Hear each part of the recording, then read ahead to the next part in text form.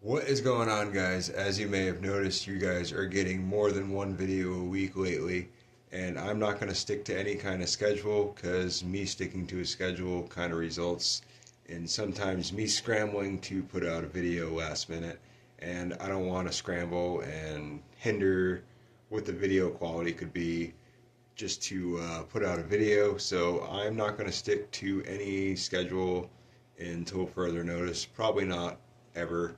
Uh, you want to know when the videos are coming out, subscribe. Um, the videos are going to start picking up. We are coming up to race season. Race season is about 3 weeks away. So, actually 2 weeks away from you guys watching this video. So, the videos are going to start picking up. We're going to get started getting into race prep and, of course, all the race footage. So, this is the little announcement for you guys that videos are going to start picking up, as you may have noticed already.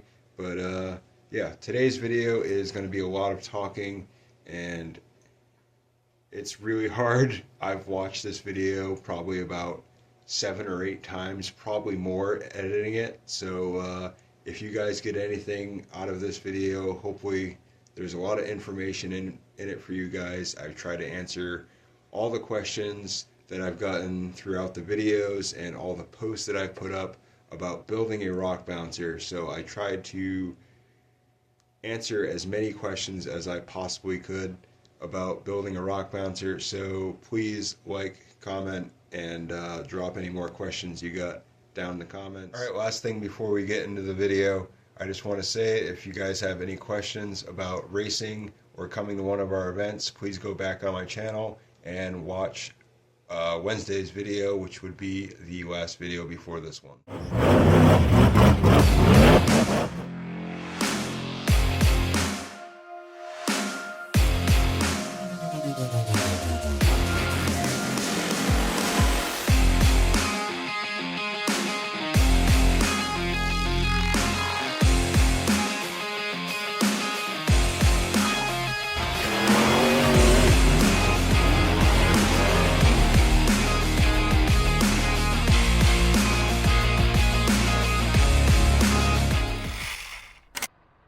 Well, as you see, we just got a crap ton of snow.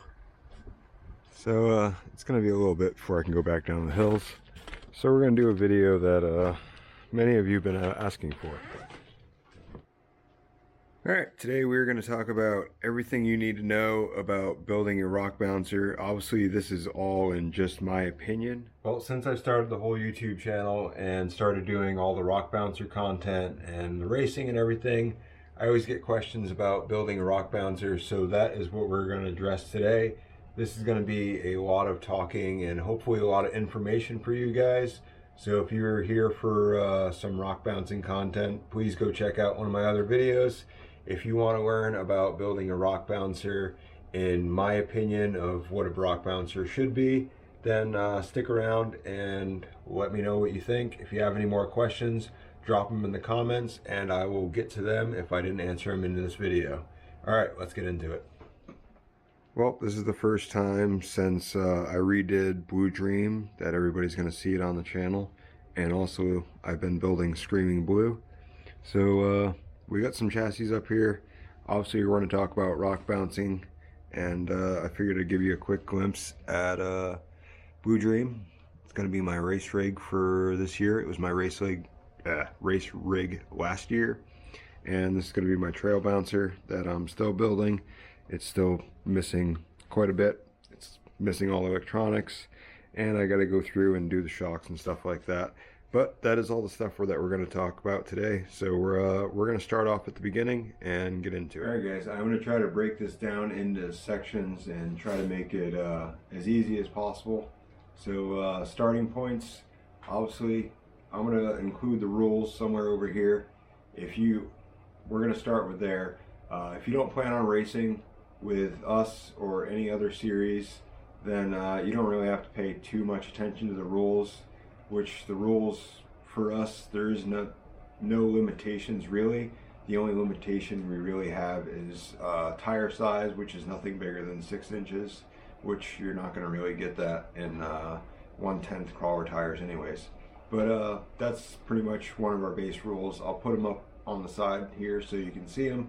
But like I said, if you don't plan on racing with us or any other series, then you don't really have to pay attention. If you plan on racing with us, check out our rules. Obviously, if you plan on racing with another series, their rules may differ, so go check out theirs.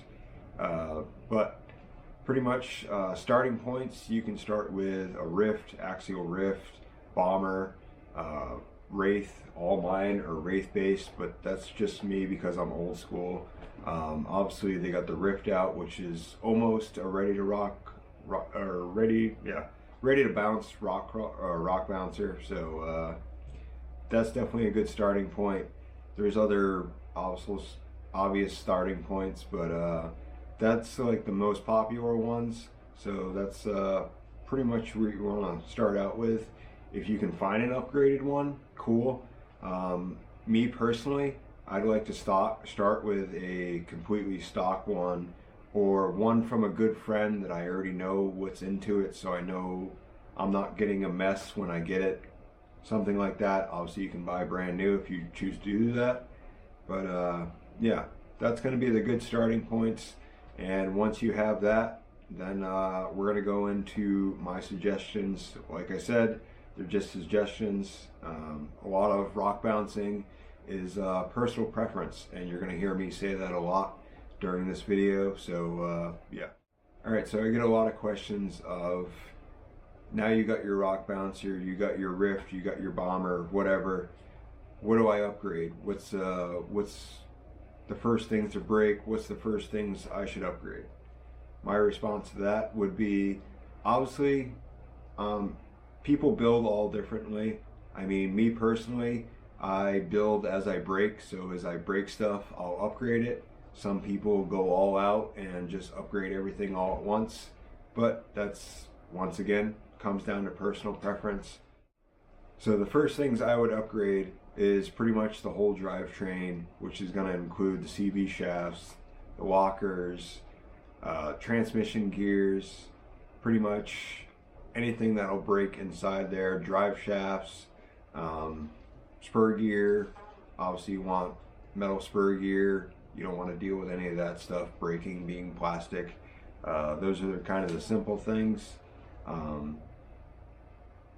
Once again, you can kind of upgrade as you break, or kind of go all in and just get it all at once. So you got your starting point, you got most of your upgrades on your whole drivetrain. What do you upgrade next? Obviously, you're going to want to go brushless. There's other people, there's other racers from my series, and I imagine there's racers from other series that years ago, they did have a brush system in there, and it did work pretty good, but they just didn't have the wheel speed, so I definitely suggest going brushless. If you're looking for systems, I kind of stick with what I know. So I've had a Mamba system in pretty much all of my bouncers since I started rock bouncing, and we're going on the 6th year of rock bouncing. Well, I am anyways. So my Mamba system is 4 years old. There's other people that run Hobby Wing. Once again, personal preference, a lot of that, and just kind of feeling out what you like. Obviously, once you go brushless, the bigger question is, I can't really answer too many questions about like the Rift or anything, because I've never had a Rift. Obviously, I've seen a lot of them, but typical gearing I have is 56/16, which is, it's not anything like super crazy amount of wheel speed, but it's definitely enough to have some fun and plenty to get you in trouble. There's other drivers that go way crazier than that. I mean, it's not really crazy. Once again, personal preference. Some people like having that wheel speed on demand, so if they need it, they have it. A lot of my rigs are kind of mellow. They're still pretty quick, but they're not overpowered, I feel, if that makes sense. Going with the whole brushless and everything, battery wise, I've seen people run 2S. One of our good friends and drivers, Chuck, he showed us that you can play with gearing and run 2S and still have quite a bit of wheel speed. So once again, comes down to personal preference. I typically run 3S or 4S. If I know I'm going to need the extra wheel speed, because I don't have the gearing, I'll run 4S. If I know it's a technical course or something where I know I don't need quite that wheel speed, I'll run 3S. And all my packs are super, I actually run drone packs, so they're super small, super lightweight, so that kind of keeps the weight down. Just a little tip. We're going to get into some of the parts of the bouncer that are really going to rely on you and what kind of terrain you're attacking, what kind of terrain you're racing on if you're racing. But tire size, tires, what's popular. You see a lot of mudslingers, and that's mainly because of my park. There's a big mix between loose sand and rocks, and they do pretty good. I was quite fond of the TSL stickies. I ended up getting the XL stickies because I actually had the smaller stickies for quite a few years, and I ran them cut. I did not cut these ones yet, but I do plan on cutting them, and they ran really good for me. I tried out Hyrexes. Those work phenomenally good on rocks and even wet rocks. I mean, once again, guys, it's down to personal preference. I can tell you what works for me, but it might not work for you. So yeah. Another thing, personal preference, is plastic versus metal chassis. I honestly started out with a completely stock Wraith, and it was brushed, like, I mean, completely stock. And I started with that, and as I got more into rock bouncing, obviously the hills were really easy back then. I barely knew what I was doing, just getting started. So my bouncer was really simple, and over the years I wanted to experiment. I like building stuff, so this is actually a chassis that I built. This is Test Subject. Many of you know it from the series and from other videos, but that's Test Subject. We got RC Command's low life buggy back there. There's a big story on that. I've never ran that, but me and Nick are good friends, and that was just kind of a friendship thing that we had. We also have Hazard buggy over here, which was quite a few race rigs for past couple of years. Once I kind of experimented with metal, I mean, I have nothing against plastic. There's other drivers that run plastic because it's lighter. They flip over once you're turtled. You can flip a plastic cage back over with wheel speed more than you can a big heavy metal one. So it's kind of personal preference, but me being a huge fan of rock bouncing, I gotta have a metal chassis. It's just me. But that's just one of the things that's personal preference. Moving on, you see, I don't actually have one right now, but throughout rock bouncing you see a lot of different suspension setups. Obviously you have the typical 4-link, which is just a triangulated 4-link up front, and then the typical trailing arms. Some guys run them parallel like me, some guys run them triangulated. Once again, personal preference and just experimenting with what you like. I mean, the biggest thing is driving your buggy, getting used to it. Find what you like, what you don't like. Going on with the whole suspension thing, there's guys that run 4-link all around. There's guys that run trailing arms in the rear like me and 4-link up front. There's guys that like cam, and other guys that run leading arm, which is pretty much just the trailing arms in the front to give you more length. That goes into kind of the wheelbase. What you want for wheelbase is totally up to you.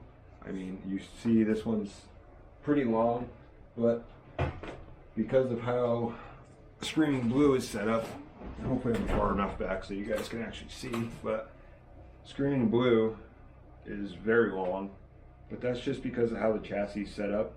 So yeah, once again guys, a lot of building a rock bouncer comes down to personal preference and what you like, finding out what you like, finding out what doesn't work for you or doesn't work for your terrain.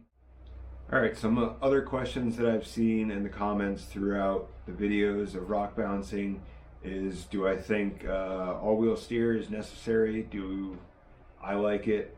Have I ever used it? And the answer is yes, I have used it, not on any of mine, but a couple of my friends have had rear steer and I've got to play with them. And me personally, as you see, I don't run rear steer. I feel like a broken record, but it's personal preference. If you run really tight courses or you want to run really tight courses, then maybe all-wheel steer might work for you. But on my hills and for what we do, all-wheel steer really isn't necessary. There isn't that many tight spots that it would help you out in.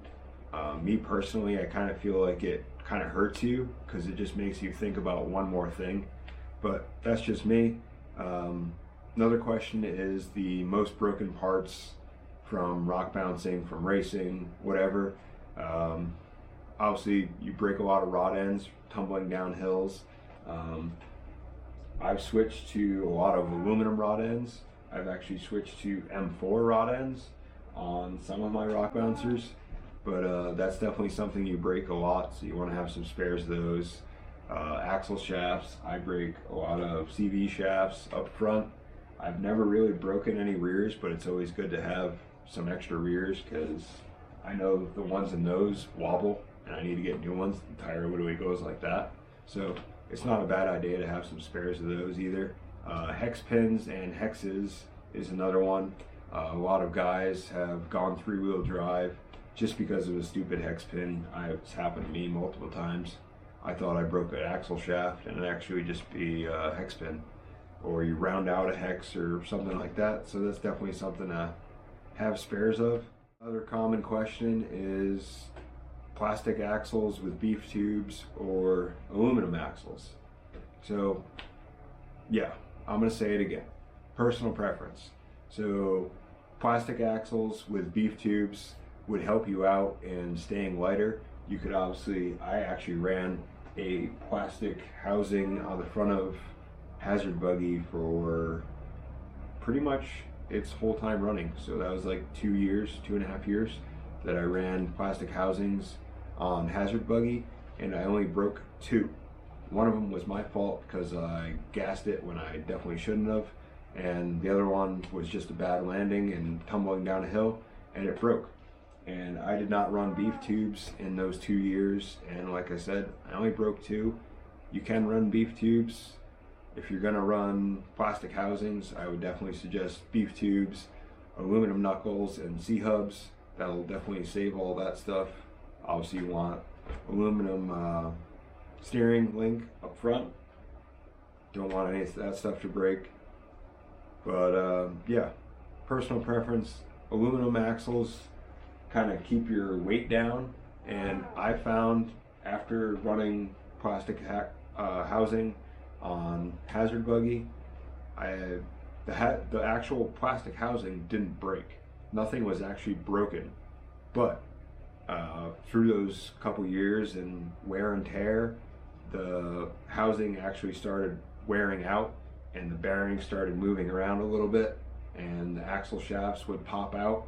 Even though they weren't broken or anything, but there was enough play in there that they would start popping out. And that's kind of why I said screw it, and I switched to all aluminum axles. I finally bought a matching SSD axle for these. If you're curious, Screaming Blue has SSD front axle and SSD center pumpkin rear axle. If you're curious what the center pumpkin is, it just puts the pumpkin right in the middle, and that doesn't really do much besides make your drive shaft angle better, and I just kind of liked it being in the middle rather than off to one side, so I went with these. Obviously you don't have to, but that has SSD axles, and as you've probably seen, Screaming Blue or Blue Dream has super shafty axles. And if you go back way on my channel, probably in my hill building playlist, I went to Key City Hobby in Frederick, Maryland, and that is Super Shafty headquarters. And I went and built some hills for them, and they hooked me up with some parts. So we got Super Shafty front axle with C-hubs and everything, and trailing arms are Super Shafty along with the rear axle. So if you're ever curious, that's what's on those.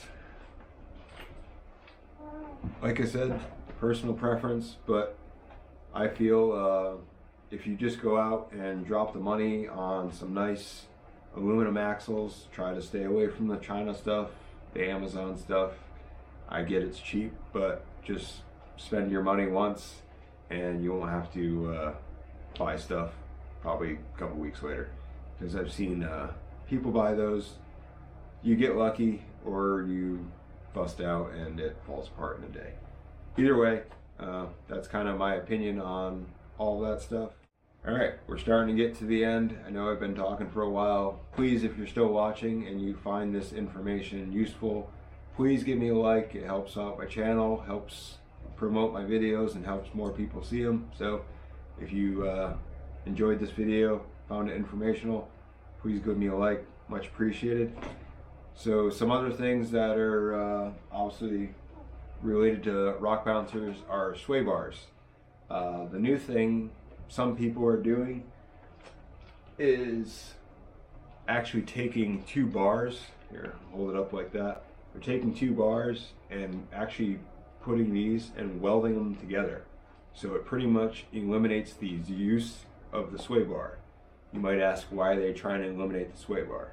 Well, in rock bouncing and probably rock crawling too, I would imagine, it's not as abusive. In rock bouncing, sway bars are not really known for staying together. Mine is actually, I made mine, and I'll tell you why I made mine. I don't really have one right now because, once again, I don't really want sway bars that you can buy, mainly because of the set screws. The set screws always tend to be so small and they either strip out or they're just not big enough to actually hold it. But sway bars you can definitely find a use for. They're definitely helpful. I would suggest 4-link, definitely not necessary. If you're running all around 4-link, I would suggest sway bars, definitely not necessary. But if you're running trailing arms or leading arm, some people, man, do I feel like sound broken record. Personal preference, but some people don't even bother with a sway bar on the front if they're running leading arm, just because they want that flex, the front axle, to be able to do what they want. That way it kind of reacts to the terrain and it's not limited. Obviously you want the rear end kind of limited so you don't get so much twist and you get out of shape. You want the back end to stay planted so you can go up the hill. But I can't really suggest much on sway bars. I'm sorry. I don't really believe in buying a sway bar. I imagine there's probably companies out there that make good ones, but it's super simple, guys, to make your own sway bar. Even to make your own links. I made my own links. If you guys want me to do a video on that, I'm not really known for how-tos, but I will give it my best shot. If you guys want to know how to make your own sway bar and links, because it's kind of the same deal, pretty easy. But yeah, that's my feel on that. Obviously, people ask about good shocks and what's good parts. Obviously, you can feel it out for what you think, but for Rift, I can't really say all that much, but I know a lot of our drivers go to Trill, and I've seen they work really good. I've seen them be really reliable. Vitavon is obviously another one. For shocks and stuff like that, I would definitely suggest Pro Lines. I've ran Pro Lines on Hazard Buggy and many of my other buggies before. If you don't feel like paying that price, which I kind of got sick of, because Pro Lines are, yes, they're very nice shocks, don't get me wrong, but they are quite expensive, and then you got to buy all the extra stuff to be able to tune them, all the extra springs and stuff, all that's extra. As you see, I have the Desert Lizard shocks, and I like those because they come with the shock, they come with all the extra dampeners, they come with all the extra seals to rebuild them, they come with all the extra springs, soft, medium, hard. They are fully adjustable, and I think, I want to say they're like $20, maybe $25 a set, and you get everything. So I've been kind of leaning towards those. Mr. Sean Keller over at Keller RC Performance suggested those when I started building Blue Dream. If you don't know, this chassis is a Keller RC Performance, but yeah, he suggested those, and I've really liked them ever since. So that's what I've been sticking with. Besides the Pro lines, I've also ran hot racing ones, and I've had really good experiences with those too. So yeah, it's just kind of personal preference, what you like, how much you want to spend. That's yeah, the name of the game in this hobby, I guess. Well guys, that was a lot of talking. Hopefully all that information helps you guys out. If you guys have any more questions, please drop them in the comments. I'll be sure to answer them for you. But I figured I'd give you a close-up look at Blue Dream and its new paint job. Yeah, I know, it's still blue, obviously, Blue Dream. But I tried to change it up a little bit, put a little silver stripe in there. Repainted all my lengths. It's still the same rig, literally the same exact setup. Haven't changed a thing other than the tires. We got some TSL stickies up front, XLs, and some Baja Pros out back. I haven't really tried those all that much last year, but we're gonna give them a shot this year, trying to kind of new tire combo setup, see how it works. We got the same one on Screaming Blue, but I figured I'd give you guys a closer look at Blue Dream, considering this is its first time on the channel, all redone. You can kind of see what I was saying about the sway bar. I got a big old M4 screw in there, and that's holding the torsion rod, and it's all Loctited. And I think I maybe tightened it maybe once or twice last year, and that was more just checking it. That's kind of why I don't buy little sway bar kits, rather make my own. But alright, we're gonna switch it up and give you a close-up of Screaming Blue. Well, I think first for Screaming Blue, we got to start out with the story of how I got Screaming Blue. I'm gonna keep it short, but Dave Roy, one of our drivers, he had a Screaming Blue replica. This is done by Pro Built out of Italy. The guy is absolutely crazy with what he does. But anyway, Dave had a Screaming Blue, and he saw my reaction to it, and he went out of his way to have a Screaming Blue built for me, and surprised it with me last year. So it's taken me a little while, but we started building it up. So big shout out to Dave. Thank you so much. Finally coming together. Hopefully pretty soon we'll be able to see it together. I feel like you guys should also know the story of Hazard Buggy. Once again, I'll keep it super short, but Sam Dubé, RC Fabricatory out of Canada, is by far my favorite builder. And before all my drivers decided to get together, all my drivers took it upon themselves, along with Mr. Nick, RC Command, my best bro, but they all took it upon themselves to pitch together and have a chassis built behind my back by my favorite builder and one of my good friends, Sam. And they surprised it with me when I went to finals in Oklahoma, and a bunch of the drivers came out for their first event, and they all surprised it with me there. So there's not a day that doesn't go by that I don't look at it, and every time I'm working on it. Thank you guys so much for all that you've done, and I know you guys always thank me so much for all that I've done, but thank you guys. Truly means a lot. Between both these chassis, I'm gonna try not to tear up, but yeah. The group of guys that I have are, sorry, group of guys and girls that I have are absolutely amazing. All right, give you some close-ups of Screaming Blue and what we got going on. So, at this point right now, it is obviously a roller. It is pretty much all together besides electronics and me doing a couple things. I gotta finalize the mounts and put a couple more screw holes through there. We gotta take off the links, paint them, because I made those links. All the front links are actually the ones from Hazard Buggy, which Mr. Chuck made those, so big shout out to Chuck. But yeah, so sway bar was actually the one that came with the chassis, so I tried to use it, and we just stuck a bigger screw in there, which I obviously got to cut down, but I gotta go through all the screws anyways because it's only semi together. These are just kind of chilling in there. But anyway, so I still got to do some shock tuning because I don't like how it's set up. It's kind of soft. The chassis is really heavy, and yeah, shocks are set up too soft. So I got to do some shock tuning, and then I got to buy I'm honestly probably going to buy another Mamba system and put another castle setup in there because that's what I like and that's what works for me. So that's probably what's going to happen, and then it'll be ready to hit the hills pretty much. This is going to be my trail bouncer.